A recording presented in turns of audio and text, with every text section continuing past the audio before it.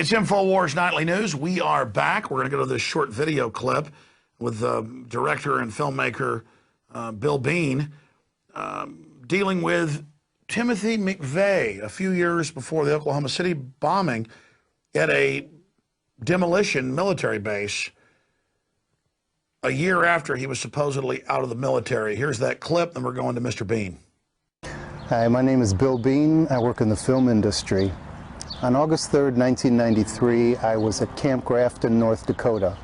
Camp Grafton is a military training academy for the United States Army, the Army Reserve, and the National Guard. The reason I was there was to scout locations for a film project I was working on. I was given a tour of the base. It's designated by Colonel Dahl. We were by the motor pool, and there were a large group of tanks that were parked there. I saw two soldiers parking an armored vehicle. I asked the billeting director if I could go over and interview the soldiers. So I walked over to the armored vehicle. It had a porthole in the back. I entered inside. The soldier who had been driving the vehicle was closing a hatch in the front. When he turned around, he looked at me and he froze. I had my video camera running, and I said to him, "What's your job?" And he looked at me and he said, "What?" I said, "What's your job?" He says, "I'm nobody, I'm just a parts clerk." On August 3rd, 1993 is when I videotaped and interviewed Timothy McVeigh a year and a half after he was supposedly out of the military completely. I never knew that the soldier in the tank meant a damn thing until 1997 or 1998. I brought my videotape over to a friend of mine who knew my project, and he told me he'd like to see what I recently shot. He said to me, "Let me see it." So I popped the tape in, and it started in the middle where the McVeigh footage was, only I didn't know it was McVeigh at the time. And my friend said to me, "Where did you shoot this?" And I said, "Well, that was at Camp Grafton in North Dakota." He said, "Do you know who that is?" And I said, "I don't know, it's just some guy in a tank didn't want to talk to me."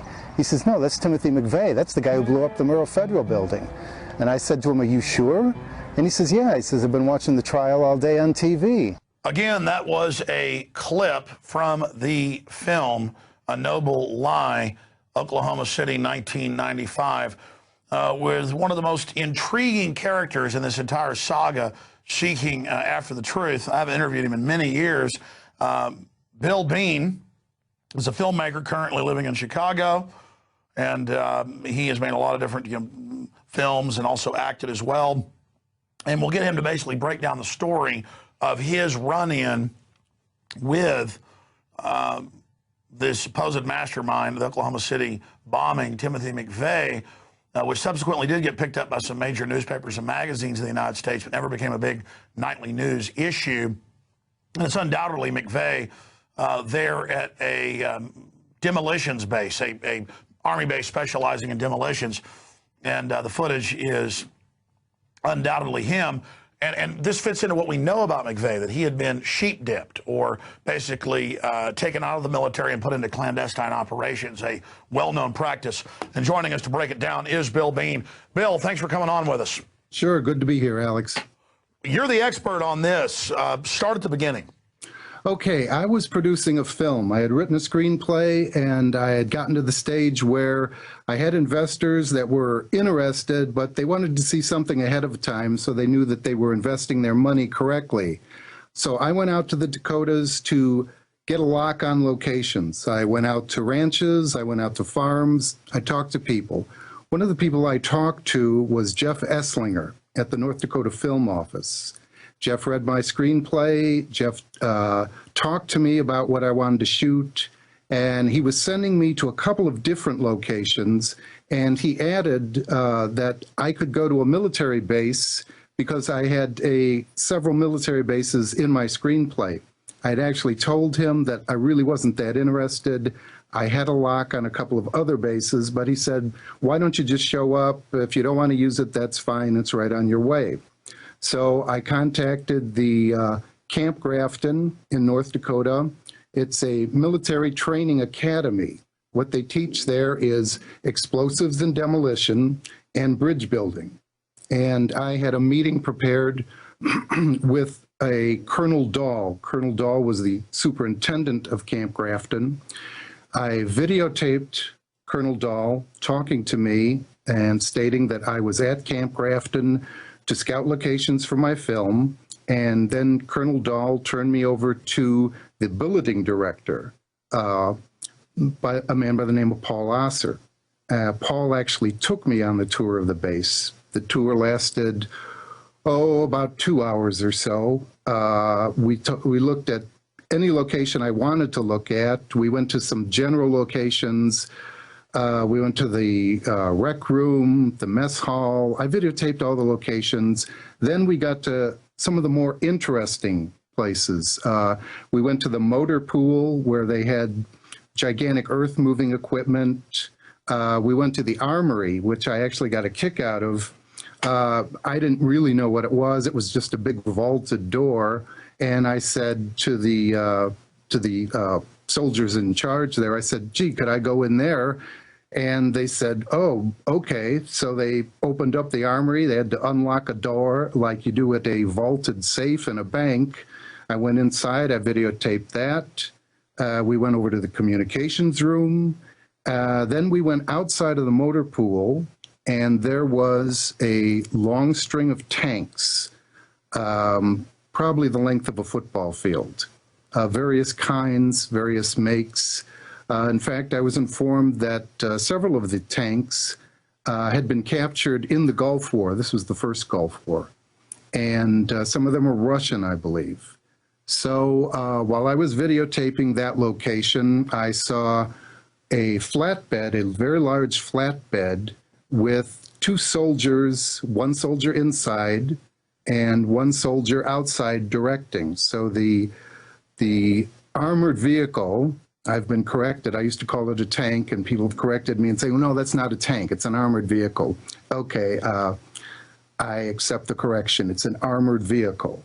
And the one soldier was inside, and he took the armored vehicle off the flatbed, and it stalled out once it got on the ground.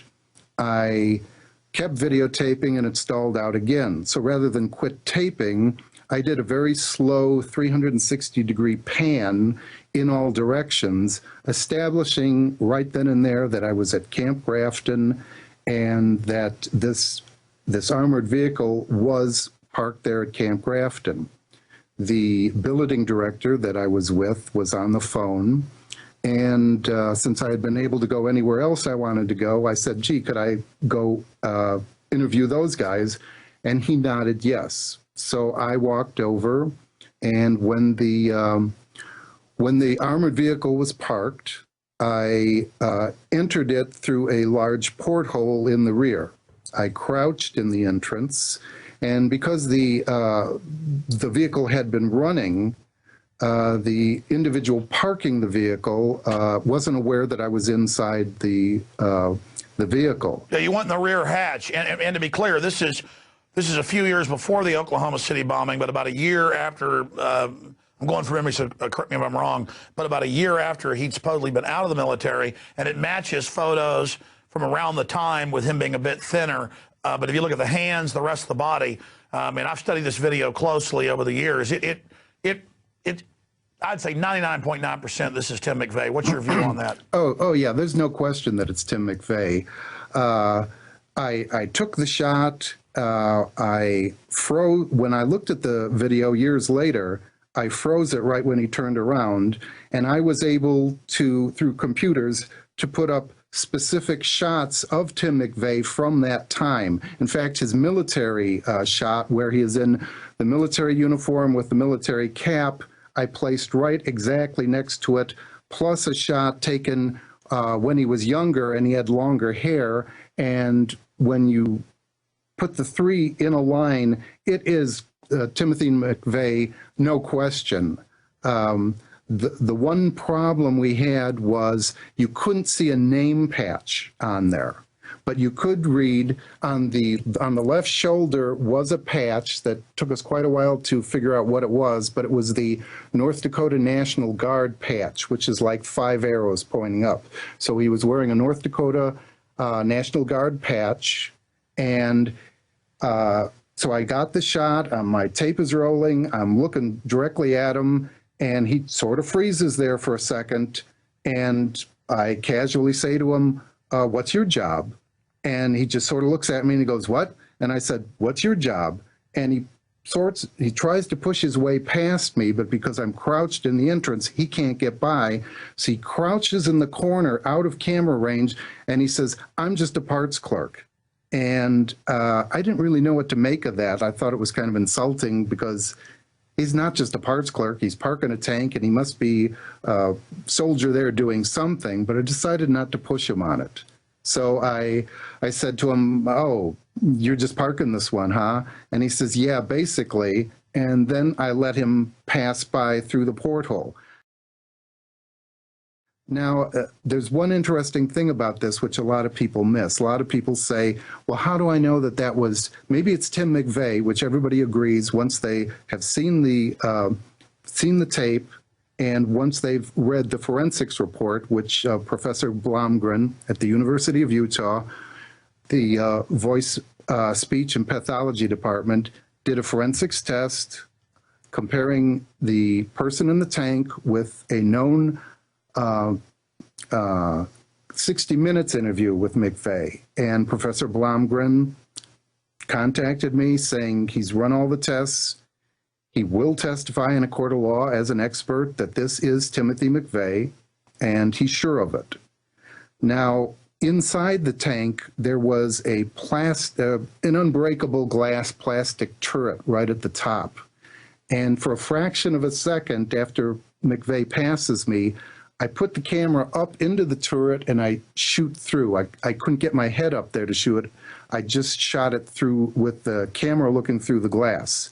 And there you see the same thing I did the 360-degree angle of just like 2 minutes before.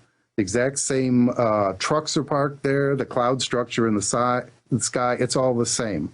Well, so Bill, if we go back when I first interviewed you, I don't know, 12, 13 years ago, so much more has come out confirming the true story, the true horror of what took place there at Oklahoma City. And of course, at Infowars.com, we carry the film A Noble Lie. That's really the only modern, well-done film. Just amazing information, the interviews in it, and you're an important piece of that. But pulling back from this, separate from the context of all the other pieces of the puzzle, what is so important, in your own words, because I know it's important, but I want your perspective about your piece of information. Why is this so important that Timothy McVeigh was in the military a year after they claim he was out? Well, Timothy McVeigh served in the first Gulf War, and then he supposedly totally left the military by May of 1992. All the military records say that he was out. He was never again in the military. He wasn't in the Army. He wasn't in the Army Reserve. He was not in the National Guard. His activities at this time were when he was meeting with, they say, right-wing types or militia types or anti-government types, and they totally lose track. The FBI and everyone concerned says somehow he totally leaves visibility for like a 2-month period.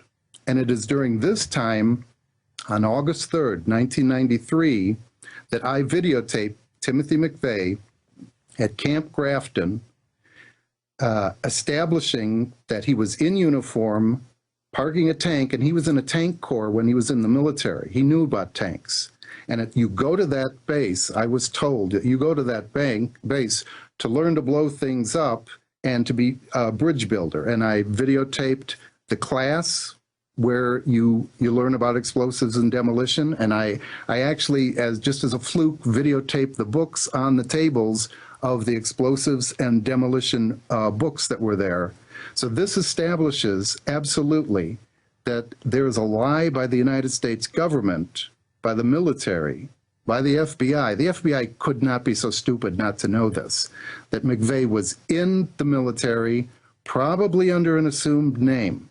when I did the story and Hustler picked up on it, Hustler had their investigators go to Camp Grafton and request information as to whether or not Timothy McVeigh was at Camp Grafton. And the statement from the military was that there are no records that state Timothy McVeigh was at Camp Grafton either on the day I was there and videotaped him or at any other time. So he was never, ever supposed to be at Camp Grafton, and yet I videotaped him, and it proves that he was there most probably under an assumed name. So there's a cover then for Timothy McVeigh, and this ties in with his statements and his family's statements that he was working for the government surreptitiously, secretly, pretending to be anti-government, anti-American. And that's what all the experts from every angle have basically found and confirmed. That's what the entire images that we get with the Elohim City and the Southern Poverty Law Center and all of it. And he was going around the country. That's what in sworn affidavits Larry Nichols, as you know, has said. He was going around the country, infiltrating, getting data.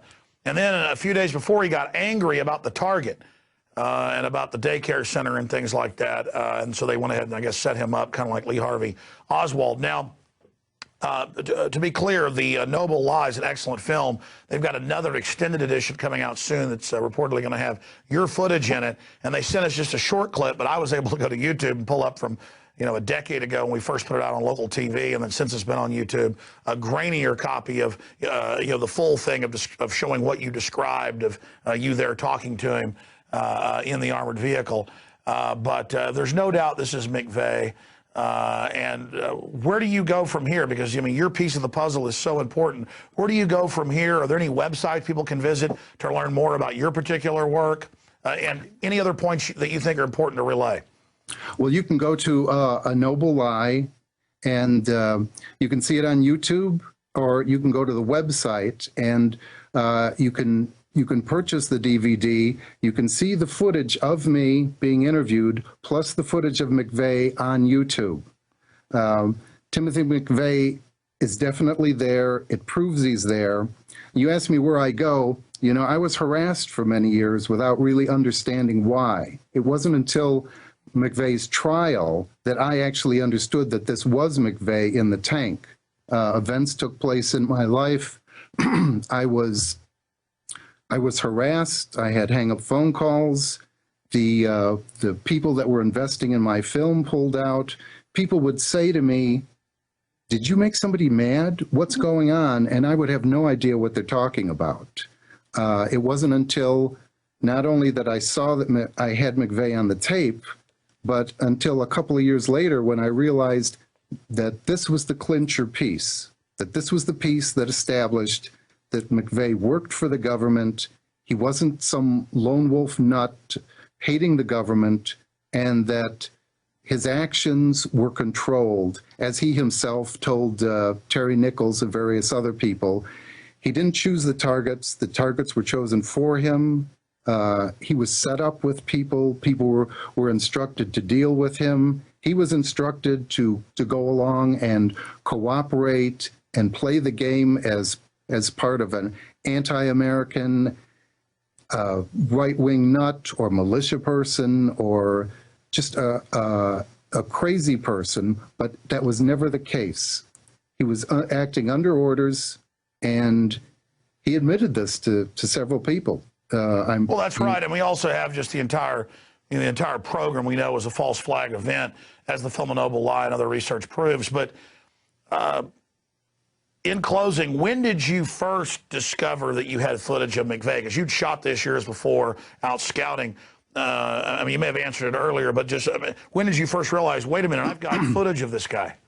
Well, I shot it on August 3rd, 1993, and I didn't realize that it was McVeigh in the tank until like 1997, when I had 2 hours of footage that I'd shot of various locations and people, and I was showing it to a friend of mine, and it just happened that this part in the tank of Camp Grafton came up, and my friend says, "Wait a minute, what is this?"